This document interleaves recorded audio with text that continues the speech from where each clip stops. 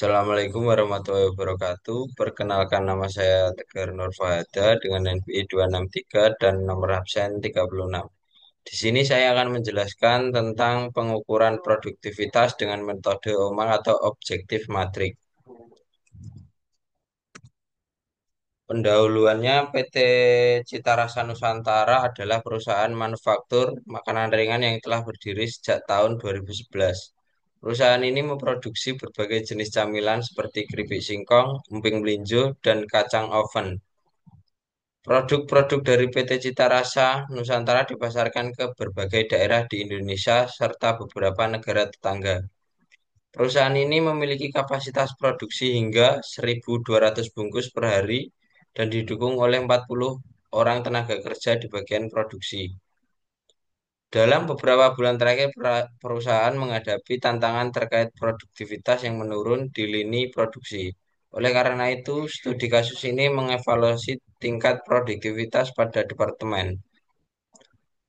Metode OMAK atau objektif matrik adalah sistem pengukuran produktivitas parsial yang dikembangkan untuk memantau kinerja setiap bagian perusahaan berdasarkan kriteria produktivitas yang relevan dan objektif.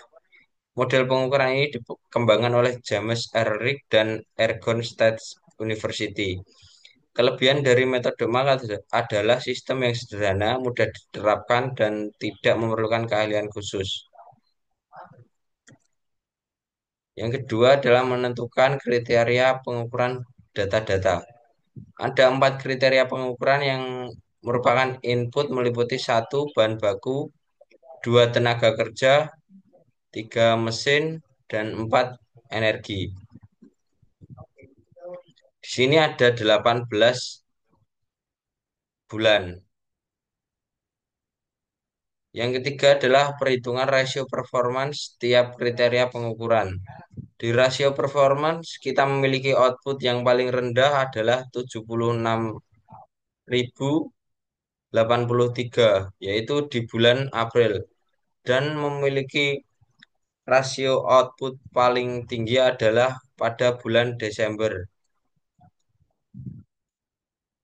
Perhitungan rata-rata dan standar deviasi.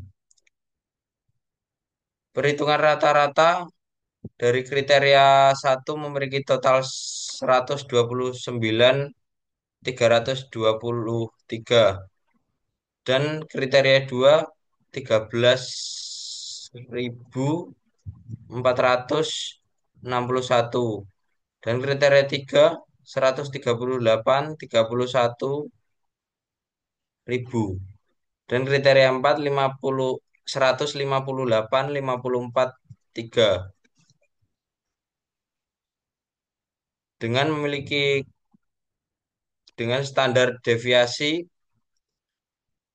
3,815 untuk input satu, input 2 344, input 3 323,41, dan input 4 372,92 dengan rata-rata 7,18 untuk input satu, input 2 769,2, input 3 768,42, dan input 4 880,79.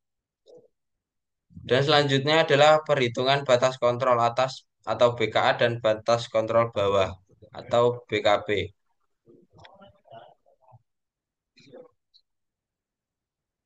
Setelah perhitungan batas kontrol atas dan batas kontrol bawah, kita langsung menentukan target, yaitu target sasaran akhir skor 10 dan sasaran jangka pendek skor 3 dan nilai produktivitas terendah adalah skor 0.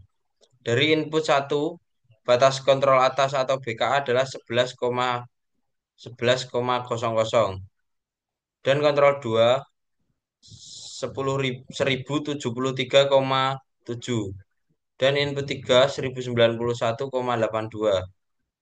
Input 4 12.253,71.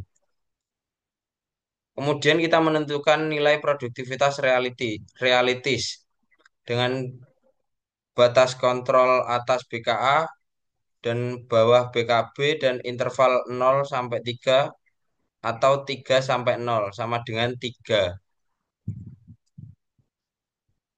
Menentukan nilai bobot kriteria. Kriteria di sini ada 4 dengan jumlah kriteria satu 1,58, kriteria 2 12,00, kriteria 3 9,20 dan kriteria 4 11,33. Menentukan skor dari skala. Di sini ada batas kontrol bawah dan atas, average, bobot, interval, dan interval 3 sampai 10. Ini ada contoh perhitungan pada bulan April 2024 dan bulan Maret 2024. Menentukan pencapaian kerja. Pada tabel tersebut terdapat skor 1 sampai 10. Diketahui nilai BKA pada kriteria 1 sama dengan 5,27. Kriteria 2 248,2. Kriteria 3 246,23 dan kriteria 4 305,58. BKA berada pada skor 10 untuk nilai BKB kriteria 1 2,14, kriteria 2 71,99, kriteria 3 90,86, kriteria 4 99,69. Menentukan pencapaian kerja. Dari tabel di atas menunjukkan bahwa indeks produktivitas atau IP cukup bervariasi. Setiap bulannya IP tertinggi terjadi pada bulan Agustus yaitu 0,51 yang berarti pada bulan September mengalami peningkatan yang cukup drastis. Nilai IP terendah pada bulan Agustus 2025 yang 0,15. Sekian dari saya. Wassalamualaikum warahmatullahi wabarakatuh. Waalaikumsalam warahmatullahi wabarakatuh.